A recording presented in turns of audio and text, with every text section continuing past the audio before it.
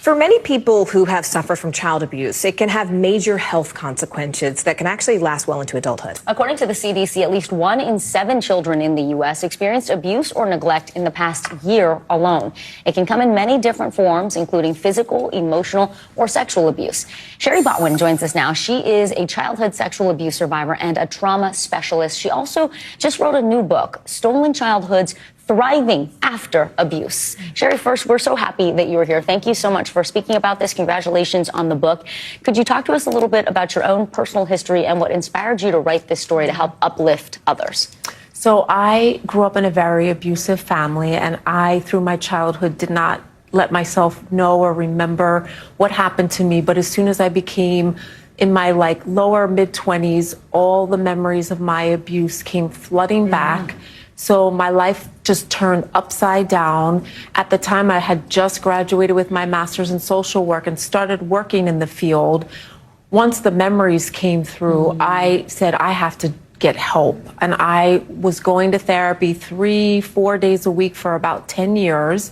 And as I was working through my trauma, I started working with more people who were also abused as children. So my passion, my life, what I live for is to help adults to be able to live their lives and have what they want, even if they lost their childhood and they never dealt with it in their childhood.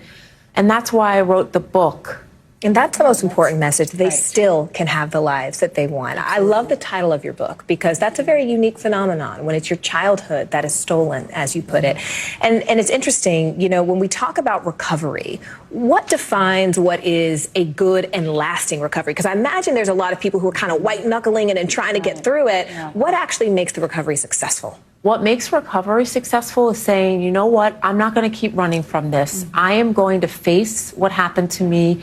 I am going to start dealing with it. Once I started therapy and I started talking about what happened to me, and I realized there's so much I want in my life, that's when my life took off. And I think what happens when you're abused is you're taught, don't ask for help, deal with it by yourself, you'll be okay. That's what we told ourselves during the abuse to survive. But as adults, if we keep saying that to ourselves, we cannot go on and be parents and partners. And I would never be sitting here right now if I hadn't done all the work that I'm still continuing to do, which this is a lifelong process. This is not something that ends one day, but there's so much happy and joy that comes with the process when we face it. Yes, you go past surviving to thriving, which we're so happy that you were at that point. Help us with some of these actionable steps that survivors can really take to make that transition like you did and get onto this path of recovery.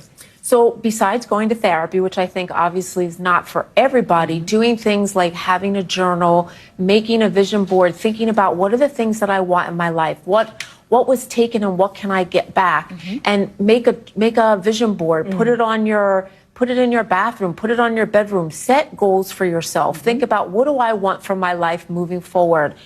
I want a partner. I want to trust people. I want to feel good about myself. I want to take back my right to live in a full body, and I want to have great relationships. Set those goals and just know, as hard as it can be to be an abuse survivor and deal with the flashbacks and the triggers, if we continue to face it and let ourselves use all the coping strategies to get through all those crazy making moments, anything is possible. Anything. We only have a few seconds left, but what can we do to help? What you're doing right now, you're sitting here and you're listening. You're a witness. You're not judging, and you're sitting here understanding, even if you don't understand, that the person that you love is going through something really difficult. Just reassure them and let them know that you believe in them and that they need to keep fighting because they're worth it. That's a